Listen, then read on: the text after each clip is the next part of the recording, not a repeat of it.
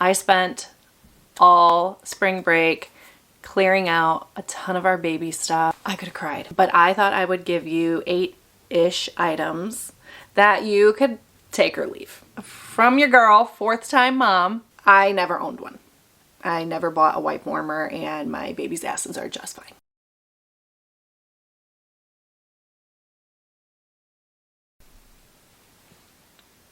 I don't know how I feel about this lip color today, but I spent all spring break clearing out a ton of our baby stuff, all of our baby clothes, the items, everything. And let me tell you, it is so bittersweet. I am so ready for this next chapter and like decluttering our house and hopefully finishing out our unfinished basement. But it also just tugs at the heartstrings. Oh, when I was taking everything out and everything looked so teeny tiny, I could have cried. But that brought me to here. I figured, why not do a video of the absolute necessities that you actually need when having a baby? From your girl, fourth time mom. Let me tell you guys what it is that you actually need and what you can maybe skip, save some money on. But also, if this is your first baby, go balls to the wall, okay? Get it all, okay? Because I did that with our first. Our second and our third definitely got like the hand-me-down styles. And then our last baby, I have also gone balls to the wall. And I'm like, wait, I always really wanted this, so now I'm going to get it. So this is all just to say, get whatever the hell you want. Get all the cute baby stuff. You only get this for a small amount of your life, okay? Your babies grow up so freaking fast, so get it all. Okay, first up on the list, changing pads, wipe warmers, diaper genies, all that shebang. The changing pads. They look cute on a dresser. They finish out the vibes. I would tell you 10 times out of 10, I don't change my baby on the changing pad. Okay, I'm not walking up the stairs 8 times a day with a newborn to change a diaper. It's not going to happen. And now that our baby is almost 9 months old, she is literally just grabbing everything in sight that's on the changing table, and it just makes it even more chaotic. So it's a very cute piece in the nursery. It almost feels like it needs to happen. You have to have it. It feels like an essential. But if you skip it, you'll be fine. You will be fine. There are floors in your house. There are couches in your house. There are multiple surfaces that you will find yourself changing your baby in, and it won't be the changing pad. The wipe warmers, I never owned one. I never bought a wipe warmer, and my baby's asses are just fine. So you could skip that one too. And the diaper genie. Okay, the diaper pails are nice. They are a convenience. There's nothing functional about them. They hold about 8 diapers, and then you're bringing it to the trash anyways. They smell. Especially after so many months of use and diapers sitting in them, they smell. There's just no way around it. I don't care what they market themselves to be, they smell. So you could pass on that one too. Just throw it in your regular garbage can. Next on the list, sound machines. A sound machine, absolute essential. You need a sound machine, point blank period. All of our kids can sleep through noise and sound. It's not as if we used the sound machine to like drown out noise to keep things quiet for the babies. Absolutely not. That's near to impossible with 3 other children in the house. And being a 4th baby, you gotta learn to sleep through the noise. The sound machine is a really good tool with sleep training and just creating sleep associations for babies, routine associations, so things like that. It's just, you know, always been a game changer. So sound machine, absolutely. Yes, I don't know. We use the Hatch, but we've also used just like a normal, like, I don't know, $20 like little dial one on Amazon too. So next on the list, baby carriers, baby wraps, anything that will hold your baby. Some sort of baby carrier or wrap so that you can baby wear. Essential. Okay.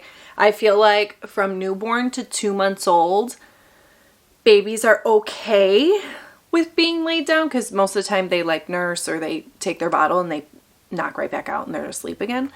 But once you hit that like 2-month mark and they're more awake and alert, they become hip attachments. Like they want to crawl back up. Okay. So baby wearing 100% saved my sanity most days, keeping the baby on me so that I could vacuum or just literally take care of the other 3 children in our house. So any type of baby carrier, baby wrap, we've used all sorts of them.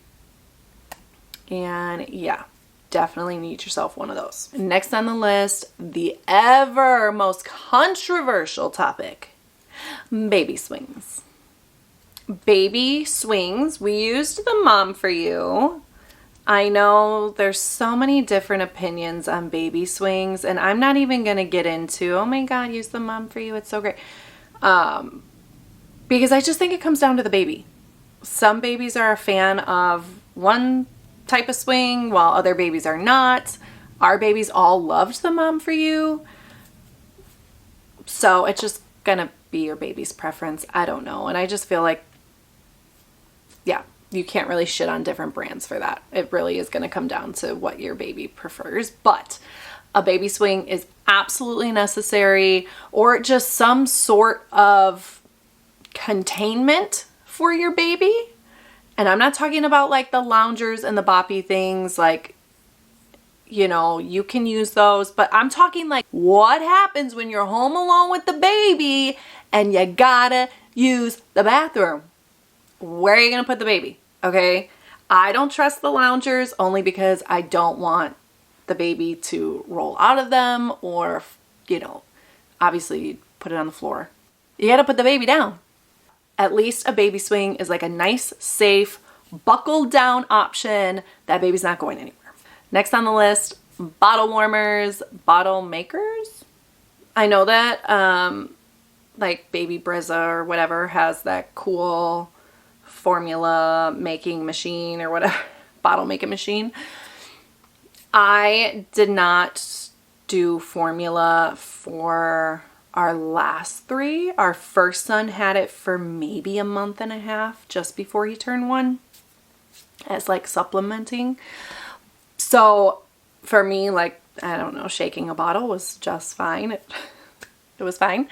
But if I was solely formula feeding, I would honestly probably go for the convenience. Again, it's not a necessity, but is it convenient? Yeah. And especially when I'm running around with 3 other kids in the house. Like, yes, I need a machine to just make the bottle for me so I can come back, pick it up, and feed the baby. Bottle warmers, again, not really a necessary thing. You could just run your tap, and if that gets hot enough, you just plop the bottle in there in a cup and let it warm itself up, you know?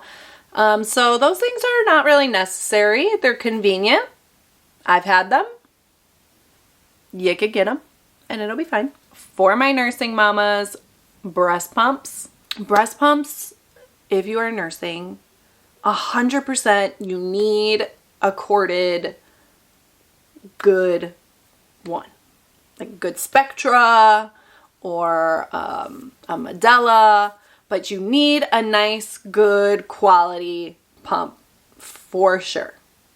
And then I always like to have a secondary pump, which is usually a hands-free one, so that again, I can like clean up the house or literally driving to and from work and stuff. I will throw pumps on. So the hand-free ones are really nice, very convenient, but they're not always as great of a section as your like corded pumps. So I always like to have both just for convenience factors. Again, totally not necessary though. But good God, do not get yourselves a hand pump. Oh my God. You will cry. You will cry. You will hate breastfeeding. Don't do it. Don't do it. That is an absolute, they are cheap. They are cheap for a reason.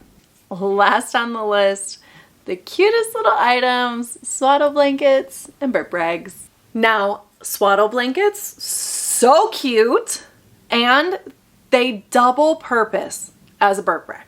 Okay, so if you go and you buy a ton of swaddle blankets, you don't need burp rags. Don't even get both. But okay, you can get both. Whatever. Do you? Okay, but By the time I got to my 4th kid, let me tell you, I was not using swaddle blankets or burp rags. I was using my damn sleeve. Okay, I'm like, wow, you spit up again. Sue me. I did go overboard on them with our first baby. I think I had like 30 swaddle blankets. It was ridiculous. But like I said, they're really great, lightweight. They cover the car seat nice. They cover your baby nicely. Great burp rag option. They are multifunctional. Get some. I'm just saying, you don't need both. So there you have it. My 8-ish. I know I did quite a couple more than that. Baby items that you could take or leave. Necessary, unnecessary, just convenient overall type items. So if you are a mama expecting a baby and this is your first go, that's my advice for you. But also just go balls to the wall, okay? Get whatever the hell out there that you think is cute. Don't break your banks, but there's something special about becoming mama for the first time. So live it up and enjoy every last moment. Bye, guys.